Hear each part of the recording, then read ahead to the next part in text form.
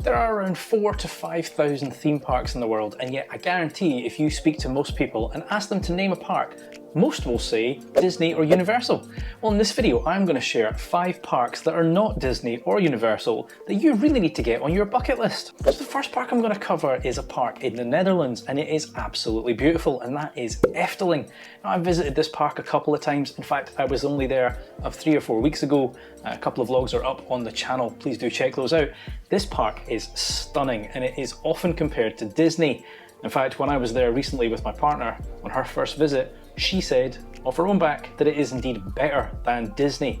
This park is truly beautiful.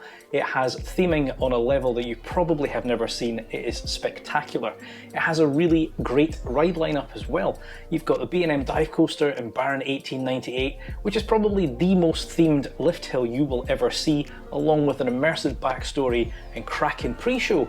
You've got other classic rides like Python, which is an old Vekoma looper. You've got the dueling GCI wooden coaster in Joris and the Drac. So much more. Their dark rides take things to a whole new level. You've got Droomvlucht, you've got Symbolica. These are just absolutely stunning. But there's more than just the theme park rides themselves.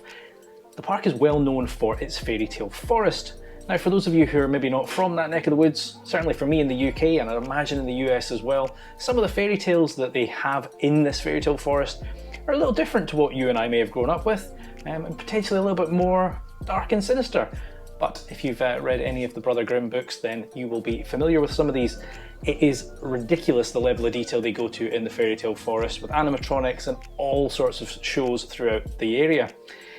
As well as that though, they have a ridiculous amount of entertainment. Now typically when I visit a park, I don't usually look at the entertainment, I'm there for the rides and that is it.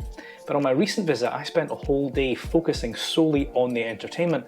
And they have great shows like Ravelin, which is a kind of theatrical show. They have street performers. The Red Noses Boogie Boys were absolutely spectacular, singing so many songs that you will be familiar with.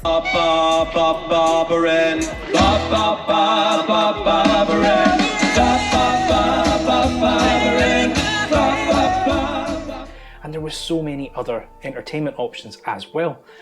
As well as that, I have stayed on site. Now the park does have 2 or 3 different accommodation options, and the one I stayed in, which was the Lunchland Hotel, again, beautiful, very well themed, the food was great, and the one thing that this park does really well, and I would say better than most, is the way that they integrate their mobile app. Now, some people might say Disney and Universal have pretty good mobile apps.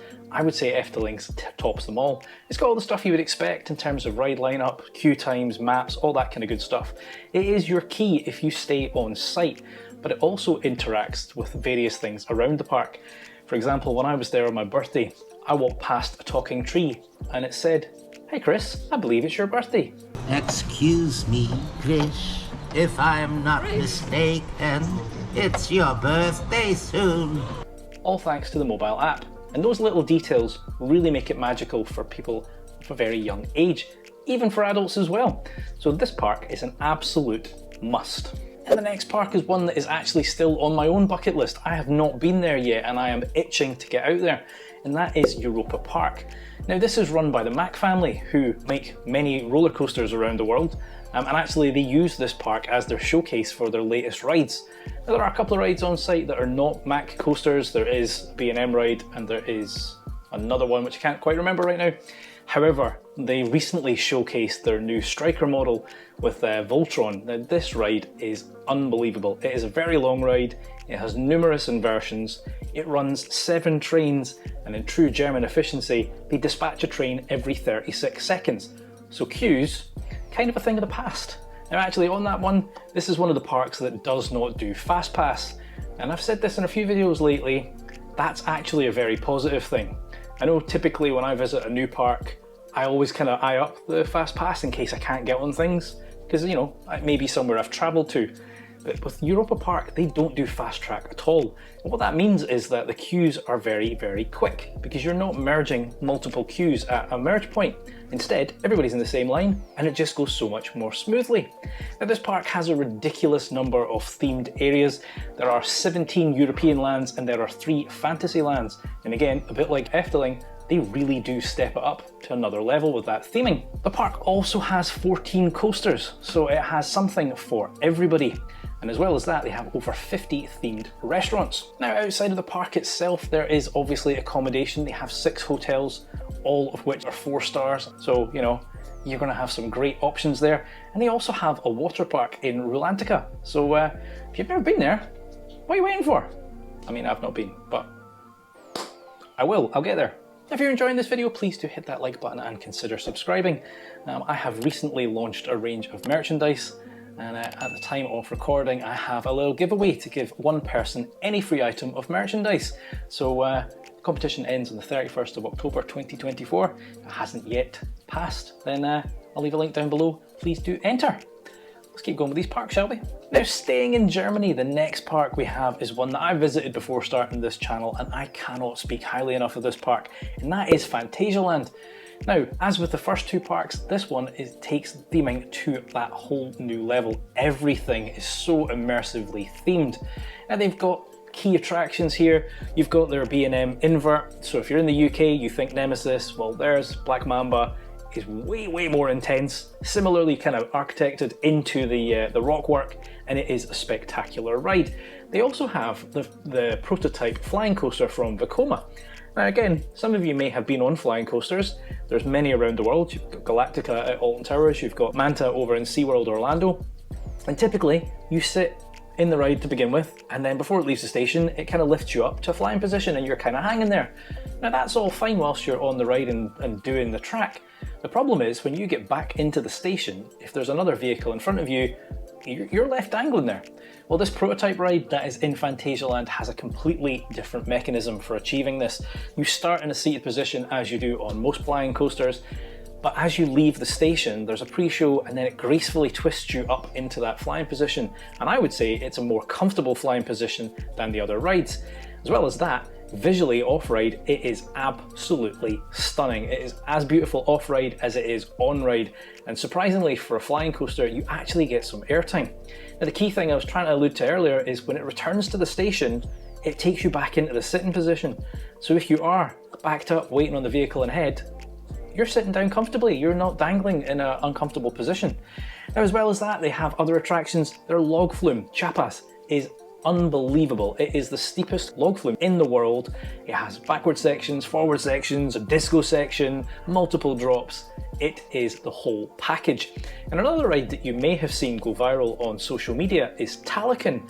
Now, this is a common ride type. This is effectively a Huss topspin, as it's known in the industry. You'll see these at various theme parks. You will see them on the travelling fair, but I guarantee you will never have seen one that is as themed as the one in Phantasialand.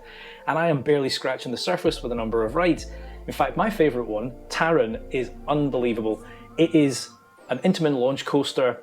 Now, there are more intense, more thrilling coasters out there, but this as a package, the whole rockwork, the way the track intertwines with itself, and that second launch has a very iconic sound that you hear throughout the park.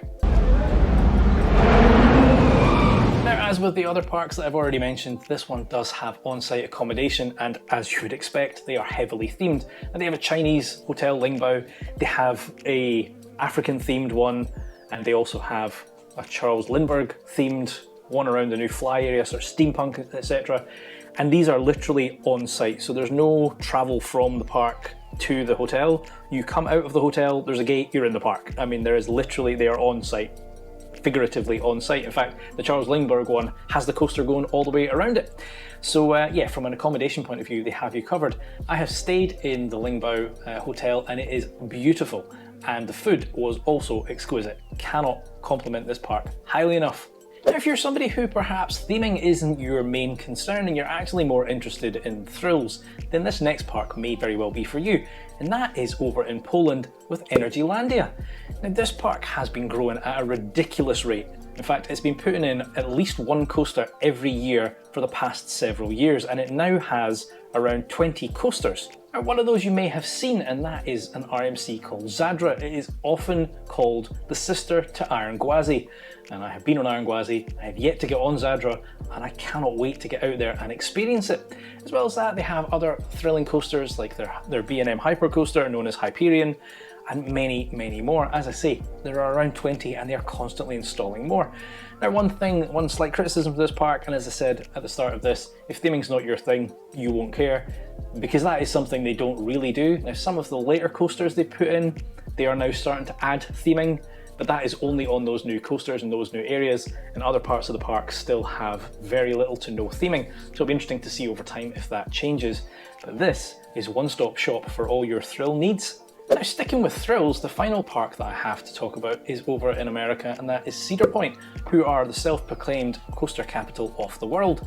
Again, a park that has around 20 coasters, and they've already announced a new one coming out in 2025. Now you may have heard about this park. It has some very iconic coasters, one of which was Top Thrill Dragster. Now that ride closed a few years back and was completely reimagined for 2024 into Top Thrill 2. Now at the time of recording, that ride is having a little bit of issues. It's had a bit of a bumpier launch and it won't return until 2025, but it is an iconic ride nonetheless. And as well as that, they also have a rich heritage. This park is over 150 years old, and some of those coasters that are still going are from the 60s and 70s.